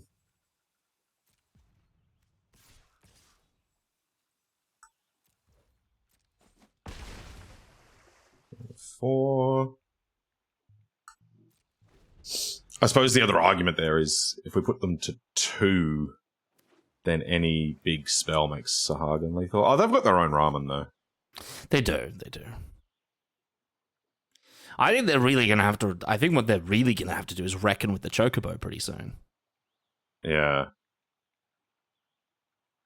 So 6, 7, 1 drop. Yeah, casually. You may attack. Yeah, okay, so now they've got the double chump blocker castle guard. I'm going to exile your...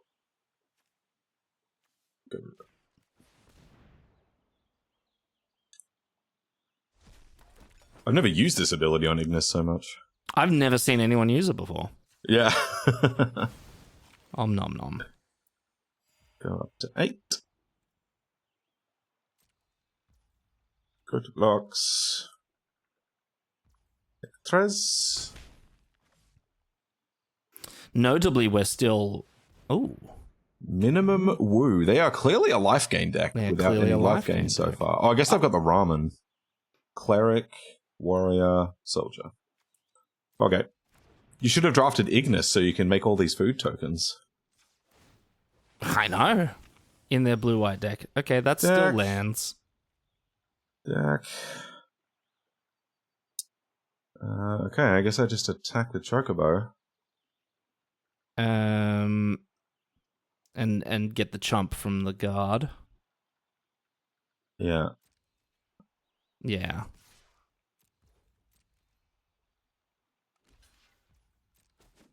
Would have loved a... Would have loved anything. We've drawn land for the past 5 turns. I'll take anything else. Yeah. Go.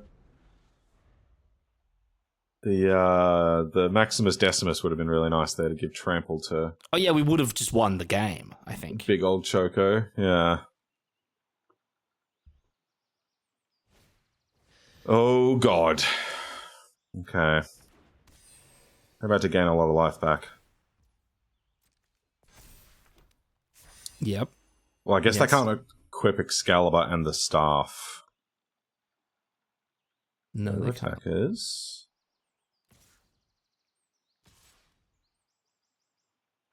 Back with these friends. Tap Sahagin. Yeah, that's fair. So if I make a eat with Ignis, crack that, we go to 11, and then they can crack the ramen to make this 4. We still don't die, so I guess I don't jump with Ignis just yet. No, I don't. Yeah, no, you're not jumping yet. Do they crack the ramen? Which will also put a counter on Excalibur 2. I missed Excalibur 1. I hate it when that happens. I'm going to eat this annoying thing. And then I'll eat this delicious thing. Delicious. It does look pretty good. The art really makes it seem quite tasty. Yeah. And then I guess we just take this. Yep. Go to 4, you go to 7. You've just got a mountain of idiots to block with. More dudes. Oh, that's going to kill us next turn. Okay, well, what do we want off the top? Something good. Ramen. How about a cargo ship? It's not kind of what I'm thinking of. Oh, we've got so many good draws in the deck. I think we might just be holding back at this point. I think we might be. I think we have to play cargo ship, and and at that rate, I think we're jumping with it.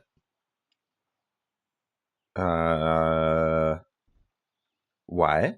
Because I think they just load up the pixie With Excalibur and White Major stuff? Yeah. That doesn't kill us. I mean, I guess so. Like, when they attack, it'll get an extra counter. Yeah. Do I attack with Chocobo? Well, here's the thing. Tightest will tap something down. And then I'll use whatever that is to crew the ship. Okay. Yeah, that's smart. So you're going to play the ship then. Do I attack with Chocobo? Well, they're going to tap Chocobo. Like, that will be the tap target. Yeah. You're not answering my question. If I do, then Tightest taps Sahagin, then I can use that to crew the thing, so I've got 2 blockers. I don't think I can attack with Chocobo. No, yeah. I guess that was what I was trying to say, is that Chocobo is not blocking, but I don't think that means it should attack. Okay. I think I'm going to hold this just in case I draw the Magic Carpet card. Also for the Mad Bluffs. Also for the Mad Bluffs, Adrian. Now, you'll one day learn how to play Magic correctly. That's true. Well, I don't know. All evidence so far is to the contrary. Can I foster some inter-creator beef? Yeah. I was watching the MTG Goldfish channel the other day. Yeah. And I realized something that I can't do. Yeah. I can't watch Crim play. Yeah. Yeah. I cannot. He's such a good creator and just an awesome personality, but oh yeah. Yes. And I'm all for playing fast and loose, just make decisions and make them now. But wow, howdy, does Crim sometimes make poor decisions that leads me to be just like screaming at my screen. Oh, I love him to bits, but hot damn. Hot damn, can I not watch him play Magic for very long? They did not even attack with Pixie. Okay. They're attacking with lots of good stuff. Tell you what, can I hit you with an interesting idea? Yeah. And I know Ignis is kind of the only thing keeping us alive. Yeah. But if we could get Titus off of the board, it really opens up the Chocobo as a defensive option. Yeah. But also, I think this kills us. Oh no, we're Sam. dead. Oops. Didn't do the maths. While we're sitting here trash talking another creator. Yeah. We're like, oh, they I can't watch them play. They make bad decisions. And we're sitting here making... That being said, they just let us go to damage. Yeah, if we just go to damage, we survive, but they just need to crack that ramen that they're hovering over. Yeah, that's lethal. Whoopsies. Yeah, I think... Yeah, you only needed to double block the ship. Titus, I mean. Oh, okay. Oh, yeah. So it was double block and then chump something else. Yeah. Ah, Deck. Why did you do us like that? That's that's my least favorite part of Magic. I hate that you can just randomly lose like that. That's why you play blue and you play lots of card draw to minimize the probability of that happening. I want to remove it entirely. I want it to not be a probability. That's not. Their deck was sweet though. Credit to them. That was I've not seen the life gain deck yet. There's all this random life gain stuff like at the rare and uncommon slot. Yeah. And I'm like, wow, how do you actually make it work without drafting mono white major stuff? But I guess they were kind of doing it, and it's neat. I mean, that was kind of how they did it. It was too much white major stuff. I mean, I guess, yeah. That's a fair point. The fact that all the payoffs are rare is awkward, and this is like a 5-mana 3/3. Decent text, though. Decent text. That worked. Like, if you come down, if you play Minwu on, like, turn 5 or whatever, and then attack with both of your white major staves and, like, put a bunch of counters on everything, that's pretty strong. Oh, that's true. Yeah, that is pretty sick, actually. Yeah, that's sweet. This deck was so much better than that result. That's really sad. We got some awesome games out of it, though. That was sick. Yeah. I have no regrets. Yeah, a little more... I guess, yeah, one of the awkward things about trying to build around like this kind of card is you do get a little conky. Yeah. I mean, I don't know. I feel like the card was good. The deck, sorry, the card and the deck was actually pretty damn good. I think if there was one thing that we couldn't do is we didn't have a way to touch the board pretty early. Yeah, like we have 4 2-drops, a 3-drop, and a 1-drop. Like if the ramen was a Nuliths. Yeah, or give me another Sahagin. I mean, like, give me another Sahagin. Yeah. Give me another thing. Maybe it's just we never played it to any kind of benefit. The Lunar Whale didn't impress, but maybe that's just because we never did anything with it. We never, we only drew it once where it was ineffective. But big props to the Chocobo, because like this was the first green card that we took. Like we were blue, red, black, I think, before we took this, and it kind of turned our ship around. Yeah, the Saz's Chocobo has killed me many a time, to the point where when they play it on turn 1, I groan. I'm like, oh no. Yeah. And I guess I liked the damper, but I guess this goes up a lot in value when you've got just like a few high value targets that you're trying to protect. Yeah, to the point where I feel like it really shines in the blue-red deck when you got like your really key piece like Shantotto or like Tellah, or even the Emperor of Paramecia for that extent. Sure. Like, yep. It's great there because like they use their whole turn. They're like, haha, I'm going to get rid of Shantotto now. Your value engine is nothing. And then you nullify it and you use Shantotto to draw a card next turn, and then you're off to the races. Yeah, agreed. Yep, that seems good. Pixie, good. Sahagin, good. Though I think we didn't show it off very well, but I think it is good. This card! This is my favorite card.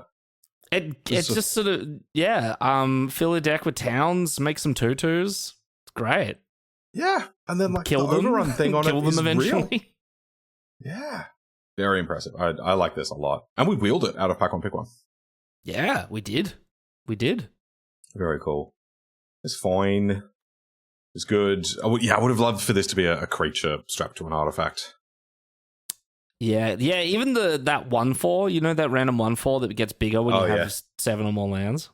Agreed. Yeah, did we have one of those? Nah. Yeah, I feel like we would have had that in. Good. Yeah, quite good. I'm glad we stretched the mana a little bit for this. Yeah, even though we never cast it, but I'm glad as well. We did. What did we remove with it? We cast this in game 1. Oh, okay. Good. Don't know. Pretty good, it turns out. Yeah, pretty good. Turns out that this one's really good. Fine. That's fine. We have to meld this one day. This is a Draft Punks. Yeah. Promise. We one meld card in our first time for the whole channel that we've been able to meld. Yeah. I think we have to do it. Yeah. Well, yeah, we went through Brothers War without melding. That's true. That's melding 2 rares though. 2 mythics. A mythic and a rare? Yeah, I think it was like a mythic and a rare. Yeah. It was very hard to do. But this is 2 uncommons. Yeah, totally doable. Totally doable. I want to meld it. At our Real Human Meat draft on Monday nights, there was instituted in Brothers War the Bro Code.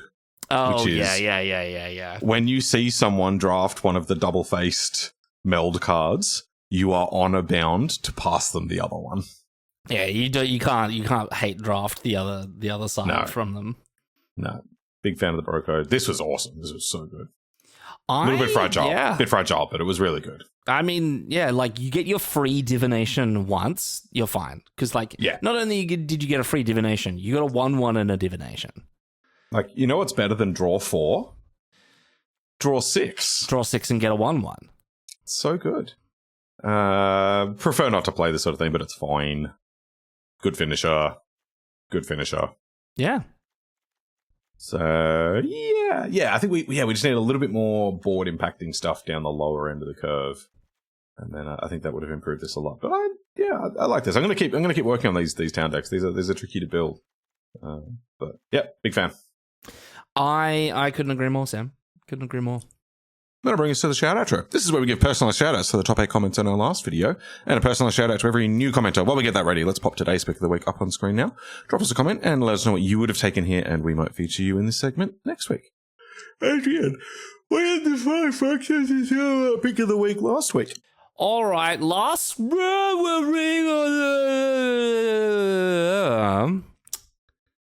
had many that was wholly commenters. Unnecessary. Many commenters. And let's start off with Robo Butler J. Hello, Robo Butler J. And Robo Butler J says, really great video, guys. I'm doing a paper draft with my buddies today, and I am hoping to do this great. I wonder how different things would have been for you if you pulled the Palamecia. If y'all would have pulled Vivi or Nitia with this deck. Either way, great drafting. Well, thank you. Yeah, look, not getting the Emperor of Palamecia was a never to be repeated again error. It could have happened to anyone, it's just one of those happened to anyone. Just disasters that happens to everyone most of the time, so there's not much to say about it. There's not a lot to say about it. One day, we've always threatened it, but one day we'll do the auto picker draft and it'll be fun. but we just decided to dip our toe into the water just a little bit, just to find out what it would be like for one card. Have you come across Vivi in draft yet? No, I haven't. Yeah, that card is obnoxious in multiple constructed formats. It's probably good in draft. I'm looking. It's a B plus. It's not like Atraxa levels of good. Like it's a 58.1. Yeah. It's a 3-mana 0/3 with like perma prowess, which is just good, and then you can have it make mana if you need to. Yeah, good point. I mean, for what it's worth, not as good as cornered by Black Mages. Oh, okay, all right. Good to know. I love cornered. That's so good. Yeah, Edict that makes a guy. God, please. I had a deck the other day that in 3 different games, because I had lots of all of these cards, went turn 2 Black Mage's Rod, turn 3 cornered, turn 4 cornered, turn 5 either third cornered or the Pain Train. Oh, God. And just bing, bing, bing, bing, bing, bing, bing, they die. It was great. Hell yeah. Big fan of the pingers deck. Oh, the pingers deck. Oh, I love that. I want to draft it even more now. I know you're a big fan of the pingers. Yeah, the things in Magic the Gathering that deal 1 damage. Yes. Adrian just loves to get all his little Adrian loves to get all his little buddies and just get on the pingers and have a good time, you know. I'm ending this now. This is not appropriate for the comment section. Thank you, Robo Butler J. Maybe we'll pull Vivi. I was in a rare redraft the other day where we had a Vivi or Nitier, and it was like an $180 card, and it was wild that you could redraft one of those. So yeah. What was that? It was like an alt art version? Yeah, I think so. Yeah. Yeah. Well, yeah. I mean, you'd bloody hope so, given that they're like $50 drafts. This is true. So thank you, Robot Butler J. Hope you liked this one. We didn't do as well as we should have gone this video, but we had fun. It was fun. We had some great games. Great games. We definitely did. So thank you, Robot Butler J. On to the Bulk Bogan. Bulk Bogan says, this week, to show my unwavering commitment to the bit of being an Ozophile, just means you really like the Ozolith. I'm an Ozophile as well in that case. That's true, you are, yeah. I started listening to audiobook version of Terry Pratchett's The Last Continent from the Discworld series. I've already read that book in a printed form, so it's more of a revisit of the whole 41-book-long cycle, and it being on the more overtly referential and satirical side of Discworld novels. The Last Continent is about fantasy version of Australia, all filled with dry wit of the great late Sir Terry Pratchett. So to you and to yours for the great books, not sure why it turned into a toast, but it did. I say that often when I have uncooked bread. And when I'm not watching, it turns into toast. I have never read any Terry Pratchett. I think I've watched one of the movies that are based on a Terry Pratchett book. I think I've watched Going Postal. But other than that, I honestly have no crossover with Terry Pratchett. Do you know his work? I know of it. I know that he's like really prolific and has done basically 1 billion books. And they're all in this setting called Discworld. And I don't know if the world is actually a disc or what's going on there, but yeah. It is a disc on the back of a giant turtle. I think there's a large stack of elephants between the turtle and the disc. Oh, that's fun. You can tell it's been a while since I read Terry Pratchett as well, or watched. Okay, well, yeah, all I know is that, like, there was a movie that I watched many, many, many years ago called Going Postal, and I know that was a Terry Pratchett book before it was a film, and that's all I know. But I'm glad you enjoyed your rewatching / re-listening of The Last Continent, and I'm glad that it's got a bit of fun Australia references in there. I kind of like the idea of a Terry Pratchettized Australia. That sounds awesome. Fantasy Australia. That is fun. I know we're gonna get an Australian themed Magic set one day. Like Maro said, it's on his shortlist. It's not gonna be good. It could be good though. Okay, no, like a VB. There'll be like a VB artifact. You could like crack a VB. We could have a card called Democracy Manifest, like for food tokens. There will be a card called Succulent Chinese Meal, and it'll make food tokens. I'm ready. I think a lot of it like could and would be really good, but I think the angle they want to go down is like First Nations Australian Dreamtime style fantasy. Cool. Which could be really awesome if they do it in consultation with the First Nation Australians. I think Magic has a really good history of dealing with that stuff quite well. I think it's got a really good history of the opposite. Really?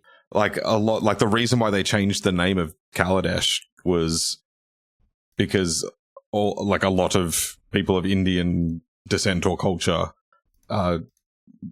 both found that name offensive and had problems with a lot of the aspects of the world.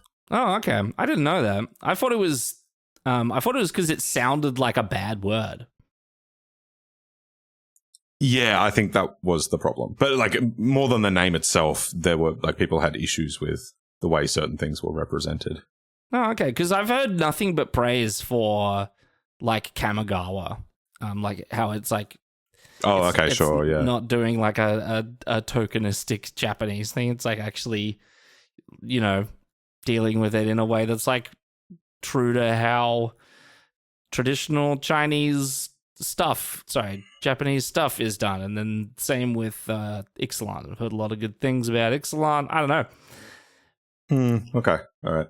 Yeah, I have so little faith in WotC these days that like we just really don't need them screwing that sort of thing up. It would be so awful. Yeah, fair enough. Okay, well, I watch this space for Draft Punks, which are the premier Australian Magic content creators. Don't forget that. Well, like my favorite instance of that sort of thing was in OTJ, where that was the cowboy gunslinger set. What did the cowboys actually do a lot of gunslinging against again? Oh, sure. Help me out. Remind me. Oops. Okay, so how do we manage that? We just don't put any Native Americans in the set because that would be really awkward. And I worry that they would try to do a similar thing with Australia. I don't know. I could just see so many ways that it would go really painfully wrong. Well, clip this. Clip this for 2 years into the future when we get Universes Beyond Australia. Universes Beyond VB. Now we're talking. Because like Universes Beyond Dreamtime, like there are a lot of elements of the Dreamtime stories that would be rad in Magic. So like if they could do it well, it would be cool. But yeah, maybe they should just stick to Secret Lair VB. Well, there's only one way to find out. So, Bogbogan, enjoy your reading. I hope Terry Pratchett is got enough books for you. I know he does. Unfortunately, he is dead, so no more books. But I know that Terry Pratchett of the authors is like on Stephen King levels of just writing a book a month, basically. Yeah. So great to hear from you, Bogbogan. Keep it up. And we will see you, hopefully, in the video that we're speaking in right now. Onwards to Dane. Hello, Dane. Dane has said, I managed to pick early with a white-green some kind of deck. Since that time, I have gone 1-9 running 3-color monstrosities. Whoa. It really sucks not being able to cast your spells, especially when the splash color is the only lands I had. Just great times. My condolences, Dane. We hope you cast your spells soon. Dane then says, well, on with your draft. Let's go, guys. Hell yeah, let's go us, Sam. Yeah. I like us. I like us too. Well, one of us. Well, and it's me. Thank you. It is you. Dane then says, I would comment on Pick of the Week, but it's only one card. So pick that one. Well, good. Nah. I enjoyed making that Pick of the Week. That's hilarious. Yes, I enjoy about 10 hours of wrestling each week and can confirm that chairs get stolen often. Still, and also tables still chanted for, go Rhea Ripley. Oh, I know. Yeah, she's Australian. Oh. She's an Australian pro wrestler. Oh. One of like the only /few. Australians don't often... Wrestling's not a big thing in Australia. I think a lot of Americans have a tough time coming to terms with that because it's like so big. Maybe in different parts of America, it's different levels of big, but it's like a thing that always is a deal in America. Here, it's not so much because it's always on. You only get it if you buy pay TV, and even then, you got to be really super into it. So like on your own terms. So it's really niche over here. So to have an Australian get into pro wrestling as a thing to do, then go over to America and do really well at being an actor in WWE. Maybe is it wrong to call them actors? I don't know. Do they still really like make a lot of chop by still pretending that it's real? I don't know. But to go over to America and do it apparently is a big deal. So yeah, go Rhea. Our equivalent of that is just boxing with kangaroos. Yeah, it's just Saturday night, out in the bush. Yeah, but for real. Yeah, you just like you step outside and a ruse grabbed your dog, and you're like, oh, not again. And you have to. I see you've seen the same video I have seen. Not just one. This is a thing. Like, yeah, ruse grab dogs and drag them into the water, and try to do away with them that way. And so, yeah, you got to make sure the roo doesn't grab your dog. And if I it love does, the video where the guy just like socks the kangaroo in the mouth. Just blaps the kangaroo. Yep. And the kangaroo's like, whoa. Yeah. Really wasn't expecting it. Please don't punch our kangaroos unless they steal your dog. You can punch our kangaroos if they punch you first. And don't act in a way where you try and get them to punch you first just so you can punch them back. Yeah. But sometimes you got to punch a kangaroo. That's the game. I've seen another one of a kangaroo and a guy having a tussle. This guy was getting beaten up by this kangaroo. This was not quite the one punch affair that famous video was. He was like half trying to escape from it and half trying to fight it. I think it was the same situation. I think that the Roo had grabbed his dog. And so, like, while these two are, like, tussling it out, this stupid little yappy dog is, like, following behind them going, nap, nap, nap, nap. Like, I can help. I'll help fight off this giant thing. Like, mate, you would have been better off just letting the Roo have it.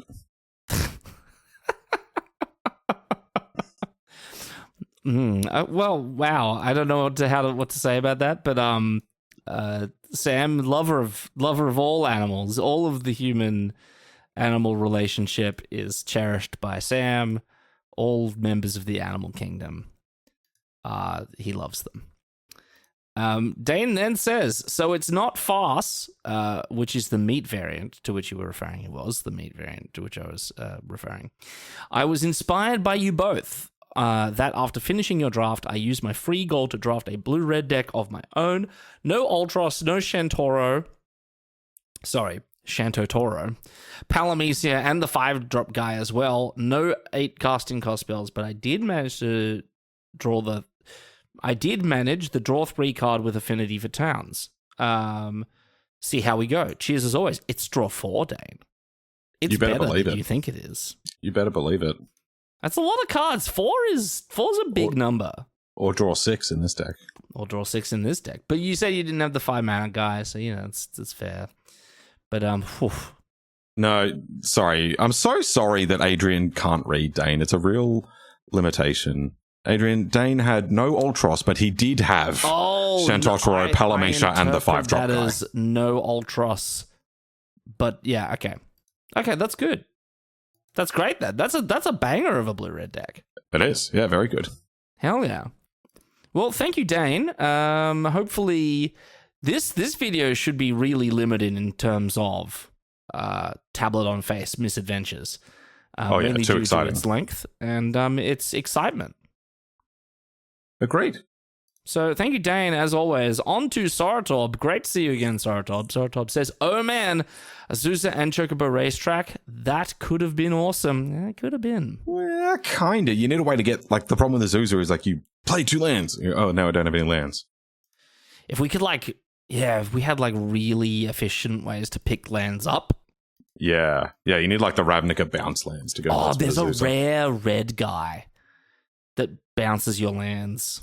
Yeah, and it's still just 1 per turn, though, so, difficult to maximize Azusa. And that thing already lets you play an extra land per turn. It does too. Yeah, it does too. That's a good point. It's Azusa needs to either be you're doing Ravnica bounce land, kind of modern amulet titan sort of nonsense, or you are drawing a metric buttload of cards. Yes. Yeah. Yeah, so my Australian Highlander deck plays fast bond because it plays 4 or 5 different wheel effects, 4 or 5 different draw 7s. So you stick your fast bond, which lets you play any number of lands in a turn, and then just draw 7, play all the lands out, play another draw 7, play all the lands out, another draw 7, just kind of go off. It's very fun. Nice. For Yeah. one person. Yeah, that's an important caveat. It is nice for the person playing the deck. Everyone else, not having fun. Or hopefully you've got like a nice game on your phone you can play. Anyway, Sortob says, I don't like cargo ship in this deck. Personally, doesn't do much. I pronounced that sentence wrong, but that's fine. It still worked. Well, look, bad news, Sortor. We had the cargo ship in this one as well. Yeah, it seems to just be a bit of a filler role player card that works its way into decks. Yeah, it wasn't at home super in that one. And if we didn't have Urza in this one, I would have not have been excited about it here either. But it's okay. Yeah. Yeah. Comet is the absolute most cursed pronunciation I've ever heard, and I love it. Chococomet. Well, welcome. You will hear more of it. We will continue to mispronounce cards, or at least I will. I'm going to butcher so many cards. It's arguably how we derive a lot of our comedy. Oh, yeah. Like the American content creators do it just incidentally, and we just butcher them as much as possible for comedic effect. Yeah. And we will do it again. Sorto then says, I have not seen Summon Knights of the Round before. That is disgusting and also extremely lore accurate. Wow, well that's good to know. At least we got dumpstered in a very lore accurate way. Yeah, that's got to be one of the like when it comes to cards that can single-handedly win a game and single-handedly turn a game around, that's got to be right up there. Yeah. Make 3 2/2s for 3 turns, and also the thing that's making the 3 2/2s, that's a 3/3 indestructible. Yeah. You can't remove it effectively. Yeah. To stop the whole waves of 2/2s coming. And then at the end, doesn't he buff them all as well? Yeah. Nice. There was talk in my team Discord of combining, putting a copy of that into the Pioneer Creativity decks. I'll reanimate that and just be like, what are you doing? What are you going to do about this? Yeah, especially if you can combine it with a few other interesting things. Because then it also provides more tokens so that the next creativity can be even bigger. Oh, yeah. Okay. So, hey, maybe we should bring that to the channel once they unban Pioneer. They're unbanning Pioneer. Well, not anytime soon. Is Pioneer banned? Yeah. Why is Pioneer banned? There's no Pioneer RCQs or RCs for all of 2025. Oh, it's banned. Yeah. That's interesting. Yeah. So we're actually recording this about 24 hours before the banned and restricted announcement. So one of the things I'm hoping for is that they'll unban Pioneer, but I don't have my hopes up. Well, with that, thank you, Saratob. You're definitely not banned. Not at all banned. There will be a Saratob RCQ. I believe it. Yeah. Yeah. And with that, we move on to winner and final commenter of the week. It's Michael the Gathering, and he's done it again. Final Fantasy II Wild Rose Rebellion. Take us away, Sam. What happened in Final Fantasy II? Final Fantasy II, originally released as Final Fantasy IV, this is a real thing that happened, we can look it up, is the story of young Shantotto, a dwarfish red mage in training in the posh capital city of J'dor. Unlike its prequel, Shantotto's tale is a light-hearted slice-of-life adventure that tracks Shantotto's growth through the ranks of the Red Mages, meeting such colourful friends as the wistful wizard Quistis, the cantankerous octopus Ultros, and the selfie-obsessed Prompto, also a real thing that happens in a Final Fantasy game. I did that in the first take. Until peace is threatened by the reappearance of the Chococomet in the sky, heralding the destruction of the city by the Chicken of Cataclysm. Whoa. When Shantotto learns of the Queen Bran's plan to hide the elites of the city in the Summoner's Sanctum, the apostrophe on this card is in the wrong place, there are multiple summoners, Shantotto must muster her friends and steal away in a cargo ship, very important to the deck, to petition the Ilmeg Pixies for guidance, to, hopefully, retrieve the legendary espers that once protected the city and save her home. Wow. I mean, I'm so close to believing it, but unlike last week, where I didn't know any of the characters, I do know a couple of the characters in this one, and I know that they don't actually happen in Final Fantasy II, so it's really ruined the surprise for me. This is all canon for me. Oh, that's good. I know actually nothing about any of this, and so you are bringing me into the lore with all of this, Michael. Please continue. These are my favorite comments of this whole season. Please keep them coming. I love them as well. Definitely do not stop. I'm all about it. So I guess this week we're going to get to hear all about Tellah, the great sage, in his grand adventures with Maximus Decimus Meridius and Ignis Scientia. And we will be wondering... And the 2 Wandering Minstrels. We will be wondering how many minstrels will be involved. So it's just Tellah going on adventures, and there's these 2 dudes with harps walking behind him, singing non-stop. I'm into it. What is he holding? Yeah, it's a harp. That's pretty rad. Hell yes. Well, thank you, Michael, and thank you, everyone. It's a slightly shorter shout-outro, but a shout-outro nonetheless. We've done it again. Welcome to Final Fantasy III. I think we should be moving to the SNES next year. That's pretty exciting. So look forward to that. That's the end of the video.